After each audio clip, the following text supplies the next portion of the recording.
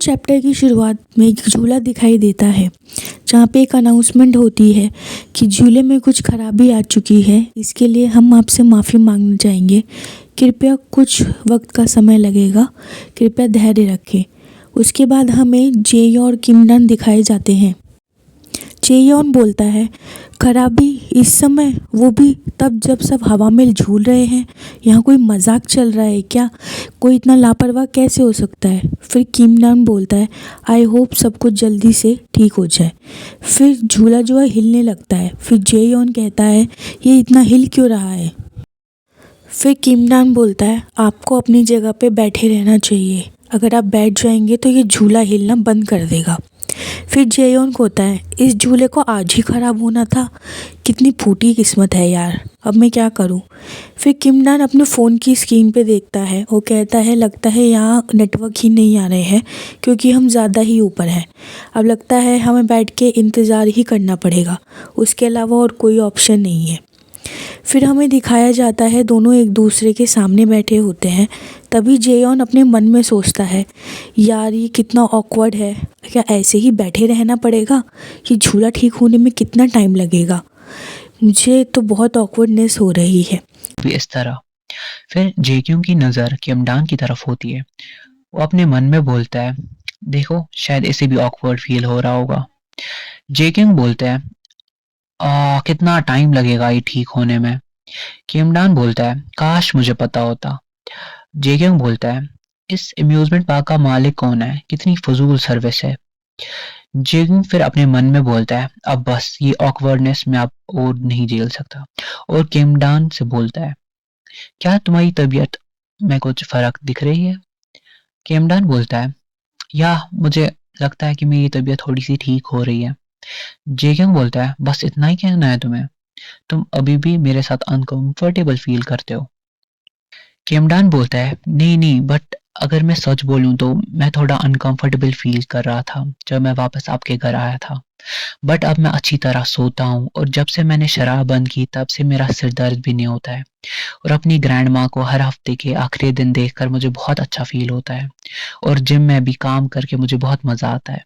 और सबसे इम्पोर्टेंट बात है कि मैं कितना लकी हूँ ना, जो आप जैसे बड़े एथलीट के साथ काम करने का मुझे मौका मिला। इसलिए मैं आपका शुक्रगुजार हूँ। आपने मेरा ख्याल रखा, मुझे अच्छे पैसे दिए और रहने के लिए जगह। मुझे आपके साथ काम करके बहुत अच्छा लगा और मैं आपके साथ काम किया हुआ वक्त कभी नहीं भूलूंगा। और अब कुछ दिन बाद आपका फाइनल मैच है और मैं अपना जी जान लगा दूंगा आपकी तैयारी में। और फिर हमारा कॉन्ट्रैक्ट भी तो हमेशा के लिए ख़त्म हो जाएगा। मुझे यकीन है कि आप भी अपना चैंपियन का टाइटल वापस लेने के लिए बहुत बेकरार हो। जे क्योंग फिर अपने मन में सोचता है कि कॉन्ट्रैक्ट ख़त्म हो जाएगा। मैं किमडान को किसी न किसी वजह से अपने पास रोक लेना चाहता था, बट मैं ये कैसे करूं जबकि मैं जानता हूं कि मैंने इसके साथ कितना बुरा बिहेव किया था। फिर जे क्योंग ये बात अपने मन में दबा देता है और किमडान से बोलता है, हाँ हाँ, जब मैं चैंपियन बनूंगा तो तुम ये जॉब छोड़ सकते हो। फिर जे क्योंग को अपने मास्टर की बात याद आ जाती है, जो कि कहता है, अगर तुम इसी तरह अड़े रहोगे तो तुम्हारे पास आखिर में कुछ नहीं बचेगा। क्या तुम हमेशा अकेला रहना चाहते हो? जेगा अपने मन में फिर बोलता है, अगर किमडान ने अपनी जॉब छोड़ भी दी तो इसका ये मतलब नहीं है कि मैं किमडान को अपने से अलग होने दूंगा।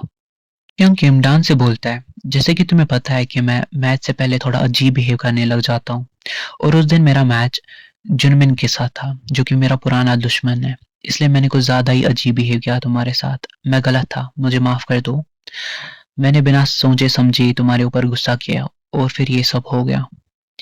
किमडान बोलता है, इट्स ओके, मुझे पता है मैच से पहले थोड़ा अजीब बिहेव करना चलता है।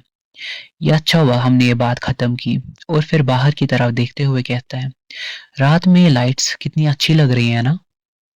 जेगा अपने मन में बोलता है, ये काफी नहीं है। और उसे फिर वही दिन याद आ जाता है जब किमडान उसके लिए बर्थडे गिफ्ट लाया था, जो कि उसने फिर किमडान के मुंह पर फेंक कर उसकी बहुत बेइज्जती की थी। जेक्यांग किमडान से बोलता है, आई एम सो सॉरी, मैंने तुम्हारा बर्थडे गिफ्ट फेंक दिया था। मैंने कभी भी किसी के हाथ ना ही गिफ्ट लिया है और ना ही कभी किसी को गिफ्ट दिया है। सो मुझे नहीं पता था कि मैंने अनजाने में तुम्हारा दिल दुखाया। मुझे पता है मुझे देर हो गई माफ़ी मांगने में, बट मैं सच में बहुत शर्मिंदा हूँ। और अगर तुम मुझे माफ़ भी नहीं करोगे, बट मैं तुमसे सच में सॉरी बोलना चाहता था। और बोलता है कि क्या तुम्हें पता है? और यहीं पर आतिशबाज़ी होना स्टार्ट हो जाती है। और इसी शोर में जे क्योंग कुछ बात किम डान से बोलता है, जो कि शोर होने की वजह से किम डान सुन नहीं पाता है। किम डान बोलता है, सॉरी, क्या आपने कुछ कहा क्या? जे क्योंग बोलता है, नहीं नहीं, कुछ नहीं। फिर ऐलान होता है, जो खराबी थी झूले में वो सब ठीक हो गई है। झूला अभी कुछ टाइम में शुरू होने लगेगा। फिर हमें कुछ टाइम बाद का सीन दिखाया जाता है। किम डान नहा रहा होता है और नहा वहा धोकर वो अपने कमरे में आ जाता है। उधर सोफे पर वो टेडी बियर देखता है, वही टेडी बियर जो जे क्योंग ने उसे दिया था वो गेम जीतकर। फिर टेडी बियर का हाथ वो पकड़ता है और हमें दूसरी तरफ जे क्योंग को दिखाया जाता है, जो अपना सर तकिए के नीचे छुपाए उस मोमेंट को याद करता है जब उसने वो बात किम डान से बोली थी, जो कि उसे शोर होने की वजह से सुनाई नहीं दी थी। और फिर वो बहुत ब्लश करने लग जाता है और यहीं पर That's it for this chapter. If you loved this explanation, like the video, subscribe to BLverse with KT, and share it with a fellow Jinx fan. Thank you for watching. See you in the next chapter.